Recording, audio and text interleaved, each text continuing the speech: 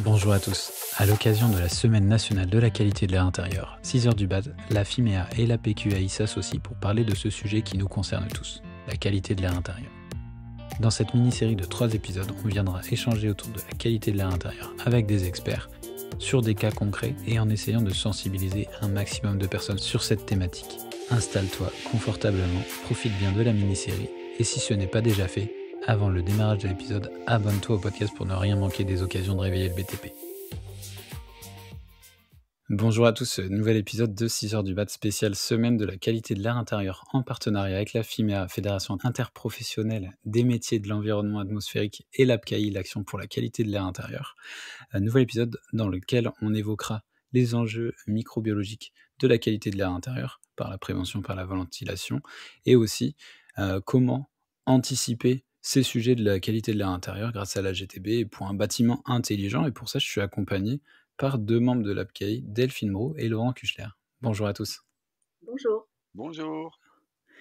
Très heureux du coup de pouvoir entamer cet épisode avec vous sur la qualité de l'air intérieur. On va évoquer des sujets quand même qui sont très sérieux dans le sens où on va voir l'avenir avec comment anticiper ces sujets de qualité de l'air intérieur et on va aussi voir ce qu'il y a sur le présent et je pense qu'on va démarrer d'ailleurs par ça, Delphine, sur tout ce qui est approche microbiologique et comprendre un peu les enjeux et où est-ce qu'on retrouve toutes ces études, ces approches et qu'est-ce que vous y faites vous aussi en tant que membre partie prenante de cette amélioration de la qualité intérieure? Alors, ce qu'il faut comprendre, c'est que depuis le Covid, la pandémie, on a compris que les transmissions aéroportées étaient le facteur de transmission des virus, des bactéries, et qu'ils se transmettaient par l'air. Donc ça, c'est une découverte importante puisque on était resté sur de la contamination de surface et non plus sur de la contamination aéroportée. Donc on a compris que les aérosols se transmettaient par l'air et que ces agents infectieux respiratoires pouvaient être euh, pouvaient effectivement apporter des maladies infectieuses. Ça peut être la grippe, mais ça peut être aussi des rhinovirus, comme certaines bactéries, des pneumocoques, des streptocoques, des méningocoques, donc des maladies qui sont assez importantes. Et la transmission de ces agents infectieux respiratoires peut se faire d'une personne infectée à une personne réceptrice, et ça dépend de 3 conditions. C'est des gouttelettes infectantes qui sont générées par la personne infectée. Ça peut être un agent infectieux qui reste viable dans l'environnement pendant suffisamment de temps. Et la personne réceptrice est accessible à l'agent infectieux qui peut déclencher une quantité suffisante, une infection ou des infections au niveau des tissus cibles. Donc on a plusieurs niveaux de transmission suivant les distances. Si on est effectivement à moins de 2 mètres de la personne, eh bien là, c'est des flux respiratoires qui vont faire que les gouttelettes peuvent être inhalées d'une personne à l'autre et donc transmettre très facilement des virus respiratoires. Si on est dans un espace clos et qu'on est à des distances supérieures à 2 mètres ou juste après avoir quitté la pièce, eh bien ces virus ou bactéries peuvent rester stables dans la pièce et dans l'air et favoriser l'accumulation de particules infectieuses. C'est d'ailleurs le mode de transmission qui s'est passé avec Le plus le commun, quoi. virus du Mmh. Covid, mais ça peut être aussi pour des virus de la rougeole, des adénovirus ou tout ce qu'on appelle des bacilles tuberculeux pour la tuberculose. Ou D'accord. après, ça peut être effectivement des transmissions d'une pièce à l'autre, donc avec des flux effectivement de ventilation, ou repartir aussi dans ce qu'on appelle les systèmes CVC quand il y a des reprises d'air, repartir dans les systèmes mécaniques de ventilation. Donc ça, c'est vraiment sur le sujet des environnements clos, c'est aussi le sujet qu'on a particulièrement évoqué, à la fois Fabrice sur les matériaux, à la fois avec, Bruno et Cécile sur la partie, intérieure. On a évoqué d'ailleurs un projet qui était le projet des écoles, mais c'est un type d'établissement parmi d'autres puisqu'au final, dès que l'environnement est clos, le sujet de la qualité de l'air intérieur reprend le dessus puisque, environnement clos dit, justement tous ces éléments que tu as pu évoquer juste avant sur l'approche, microbiologique, c'est ça? Oui, alors ce qui est intéressant, c'est qu'aujourd'hui, on en a conscience et que pour mesurer ces saturations, je dirais, en microbiologie dans les environnements, on a pris le parti effectivement de prendre la mesure CO2, mais cette mesure du CO2, donc avec des capteurs, ne permet pas de vérifier l'efficacité du renouvellement de l'air des locaux occupés. Elle ne permet pas de s'assurer de la qualité de l'air intérieur et donc qui est déterminé plutôt par les concentrations des polluants qui sont transférés de l'extérieur et émis à l'intérieur. Donc, on a encore une étape supplémentaire à franchir qui est de s'assurer de la bonne qualité sanitaire de l'air intérieur. D'accord, et donc ça avec, des actions, des choses qui sont menées et des choses qui sont, réfléchies en amont sur, bah, tout ce qui est sujet de gestion de technique des bâtiments avec différents acteurs. C'est là où je pense que Laurent, tu vas pouvoir apporter aussi ton regard sur comment on arrive à anticiper ces sujets de qualité de l'air intérieur grâce à une gestion technique des bâtiments et auquel cas dans le futur avec, l'arrivée des bâtiments intelligents et des différentes technologies qu'on a maintenant dans notre possession pour faire avancer les choses. Bah, ce qu'on a bien de bien entre guillemets aujourd'hui, c'est qu'on a un décret, en tout cas pour le bâtiment tertiaire, qui est le décret BAC, qui oblige donc les bâtiments à faire des économies d'énergie. Et en faisant des économies d'énergie, ben, la climatisation, ou en tout cas la ventilation, fait partie de ces points forts où on doit économiser de l'énergie.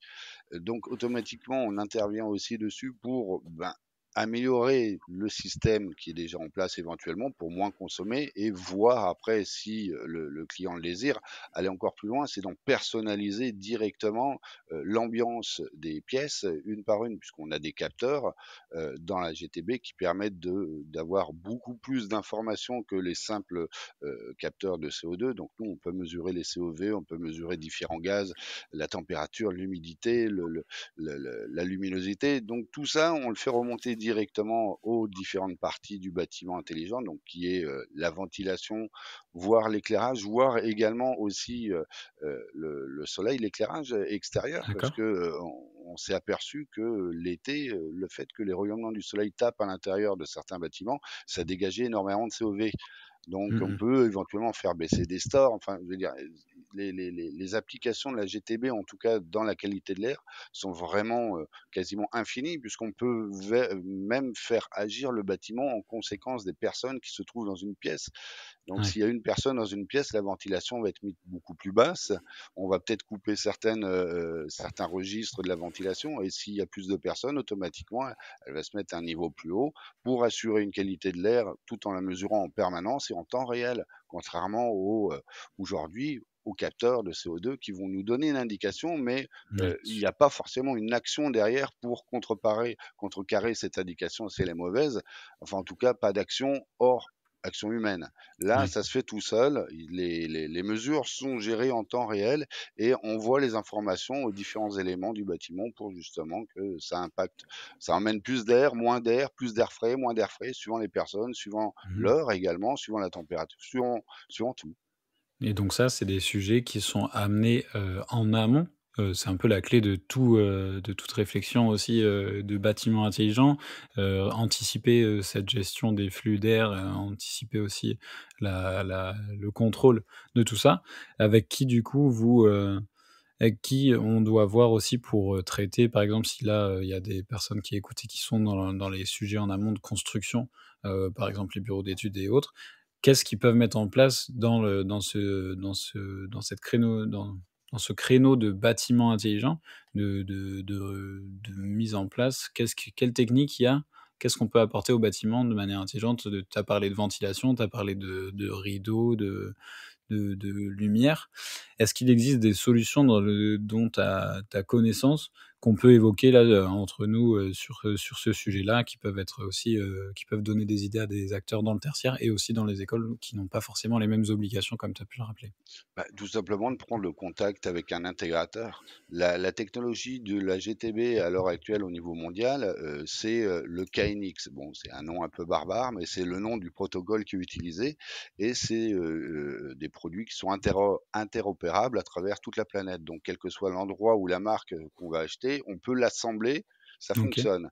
Donc c'est vraiment une grosse technologie et le fait d'être intégrateur, enfin c'est ce qu'on est nous, hein, nous sommes intégrateurs programmateurs de solutions KNX, mais dans ce le terme intégrateur pour moi il est un peu biaisé parce que je comparais ça plus à architecte technologique. Comme on a D'accord. l'architecte du bâtiment qui lui doit regrouper les différents corps d'état pour mener à bien Mmh. son bâtiment, Exactement. l'architecte technologique, lui, prend contact avec tous les différents intervenants, que ce soit donc justement les vitres, les portes, la lumière, la climatisation, le chauffage, pour que tous opèrent de manière coordonnée et fournissent un bâtiment qui réponde à toutes les nouvelles normes. En gros, sur un bâtiment entièrement équipé de produits intelligents, on peut arriver globalement entre 40 et 45% d'économie d'énergie, ce qui va prendre en compte une pièce. Dès que quelqu'un s'en va éteindre la lumière sans pour autant Mmh mh. enfin voilà, c'est vraiment plein de petits points qui font Ouais. qu'en total, on arrive à obtenir, bah, une qualité de l'air meilleure et un confort de vie meilleur aussi à l'intérieur des bureaux ou enfin tout ce qui est équipé de ce genre de produits. Mmh. C'est plein de petits, plein de petites, actions. Est-ce que du coup, toi Delphine, par ton expérience et ton approche, tu as vu, un certain changement aussi dans l'approche microbiologique et aussi la prise de conscience de tous ces éléments que tu as évoqués en début d'épisode dans les établissements recevant du public, les écoles ou même, les bâtiments tertiaires sur, cette transmission de bactéries et de microbes par l'air intérieur du coup et est-ce qu'il y a des choses qui ont bougé depuis, cet épisode Covid, par exemple.